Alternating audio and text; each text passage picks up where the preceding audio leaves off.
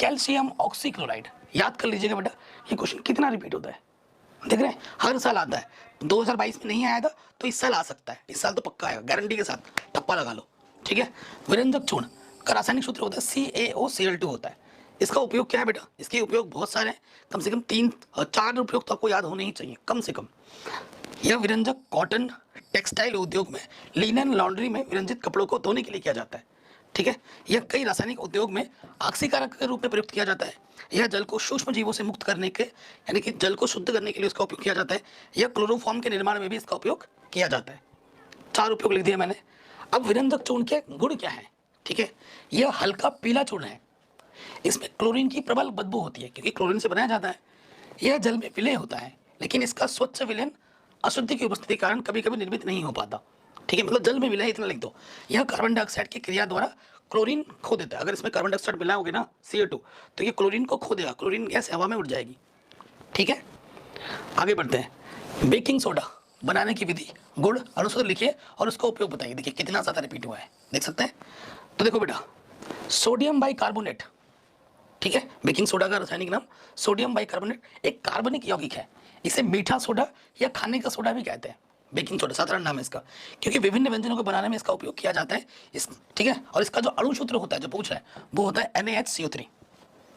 ठीक है, खाने का सोडा बनाने की विधि क्या है बेटा, आपको लेना है Na2CO3। ये रिएक्शन याद कर लीजिए, ये रिएक्शन बहुत ज़्यादा इंपॉर्टेंट है। आपको Na2CO3 लेना है, उसके साथ कार्बन डाइऑक्साइड को मिलाना है और उसमें पानी मिलाना है, तो आपका बेकिंग सोडा बनकर रेडी हो जाएगा। बनाने की विधि याद करने के लिए क्या करना है, ठीक है, Na2CO3 में हमें कार्बन डाइऑक्साइड और पानी मिलाने पर हमें बेकिंग सोडा प्राप्त होता है। ऐसे अपने शब्दों में बना के लिख सकते हैं। देखो क्या लिखा है, प्रयोगशाला में सोडियम बाइकार्बोनेट को सोडियम कार्बोनेट के जलीय विलयन में कार्बन डाइऑक्साइड गैस प्रवाहित करके बनाया जाता है। ये रिएक्शन के बारे में लिखा हुआ है। ठीक है, रिएक्शन याद होनी चाहिए। इसके गुण क्या है बेटा, प्रमुख गुण, सोडियम बाइकार्बोनेट एक सफ़ेद रंग का ठोस पदार्थ है। यह जल में विलय होता है। ठीक है, और जल अपघटन के कारण इसका जलीय विलयन क्षारीय होता है। ऊष्मा का क्या प्रभाव है, देखो सोडियम बाइकार्बोनेट को जब आप गर्म करोगे ना तो यह अपघटित हो जाता है। ठीक है, किस में, सोडियम कार्बोनेट में, कार्बन डाइऑक्साइड में और H2O में। और ये रिएक्शन आपको लिख देनी है। ठीक है बेटा, ये रिएक्शन लिख देनी है। एक्चुअली कुछ प्रॉब्लम हुई है जिसकी वजह से मेरा मार्कर नहीं चल पा रहा है, तो हाईलाइटर से काम कर रहा है। मैंने बहुत ट्राई किया बट हो नहीं रहा है, उसके लिए माफ़ी चाहता हूँ। ठीक है, इस पर लिखा नहीं हो रहा है, आई डोंट नो क्या प्रॉब्लम आई है। अगला क्वेश्चन है अम्लों से अभिक्रिया। देखो बेटा, अगर ये अम्ल से अभिक्रिया करेगा ना, देखो अम्लों से अभिक्रिया करके यह सोडियम लवण तथा कार्बन डाइऑक्साइड गैस बनाता है। आपसे पूछ सकता है कि ये जब अम्ल से अभिक्रिया करता है, ये कौन, ये है बेकिंग सोडा। बेकिंग सोडा जब अम्ल से अभिक्रिया करता है तो क्या बनाता है, लवण बनाता है और कार्बन डाइऑक्साइड बनाता है।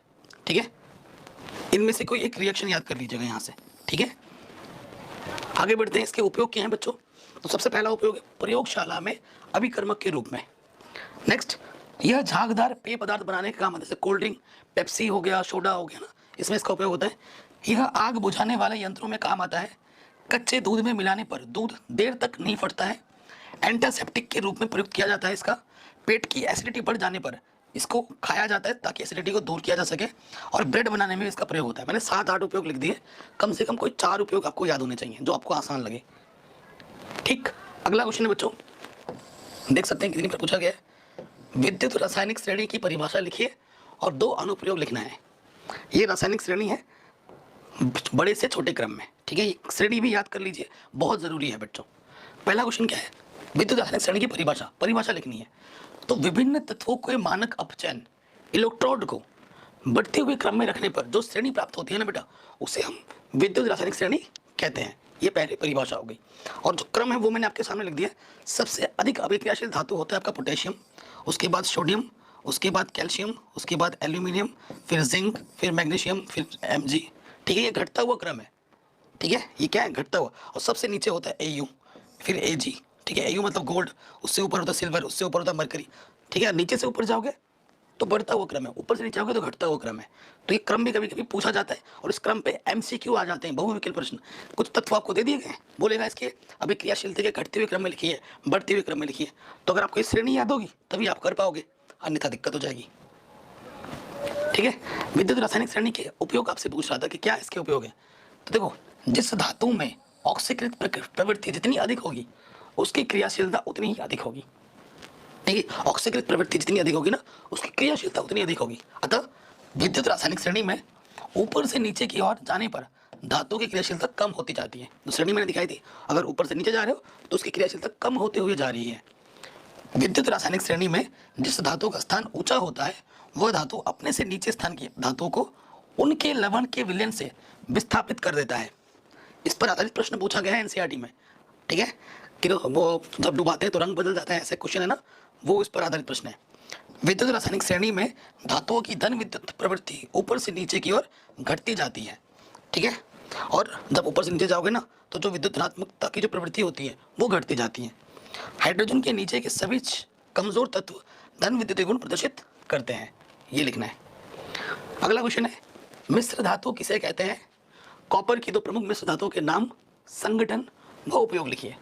कितनी बार पूछा गया है, ठीक है, क्वेश्चन विद आंसर्स बेटा, ठीक है। मिश्र धातु को अंग्रेजी में अलॉयस कहते हैं। अलॉयस वो नहीं जो कार के में लगा रहता है ना, वो अलॉय नहीं है बेटा। किसी धातु का किसी अन्य धातु अधातु के साथ मिलाकर बनाया गया समांगी मिश्रण मिश्र धातु कहलाता है। आपने कोई धातु लिया, आपने कोई अधातु लिया और उनका जो समांगी मिश्रण होता है ना, उस मिश्रण से जो बना होता है उसे हम मिश्र धातु कहते हैं, मिश्र धातु कहते हैं, ठीक है, ठीक है। उदाहरण के लिए कुछ दे दो, जैसे स्टील हो गया, टांका हो गया, पीतल हो गया, कांसा हो गया, ये सब आपके मिश्र धातु हैं। आपसे पूछा गया है कॉपर के दो मिश्र धातु के उदाहरण दीजिए, तो एक तो बेटा पीतल है और दूसरा आपका कांसा है, ठीक है। ये कॉपर के ही पार्ट है, मिश्र धातु है, जिनमें कॉपर 88% होता है पीतल में और Zn आपका 2% होता है, ठीक है, बाकी और तत्व होते हैं। कांसा होता है आपका 88%, उसमें कॉपर होता है, और Sn आपका 12% होता है। उपयोग क्या है? पीतल का उपयोग बर्तन व तार बनाने में होता है। आपने देखा होगा पीतल के बर्तन बनते हैं, पीतल की तारें बनती हैं, है ना, विद्युत की तारें। उसके बाद जो कांसा का उपयोग है मशीनों में, कारतूसों में, है ना, गोलियों में, बर्तन और मूर्तियों बनाने में भी इसका उपयोग किया जाता है।